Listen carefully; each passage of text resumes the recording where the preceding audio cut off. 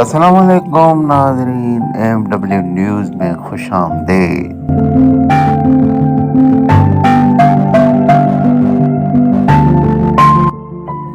MW news में अॼु खणी आया आहियूं ब्रेकिंग न्यूज़ स्पेशल माण्हू जी।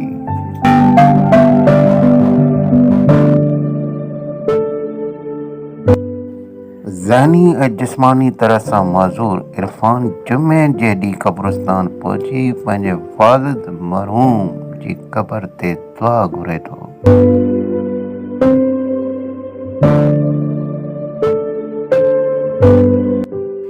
इरफान क़बर जी मिटी सवली करे क़बर जे सेरांदी ऐं पेरांदी जे विच में वेही खेसि दुआ घुरे थो।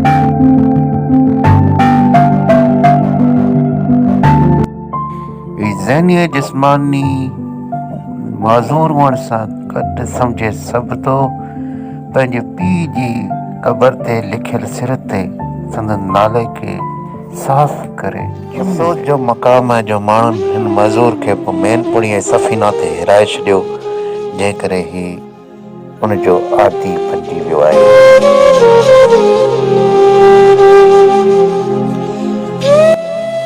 आख़िर इंसान दुश्मननि खे छा थो करे, अहिड़े दरवेश माण्हुनि खे बि हिननि बख़्श न कयो जंहिंखे मैनपुणी ऐं सफ़ीना ते हिराए छॾियो। हाणे इहे दरवेश ॿिन्ही पंहिंजो नशो करण में पूरा आहिनि।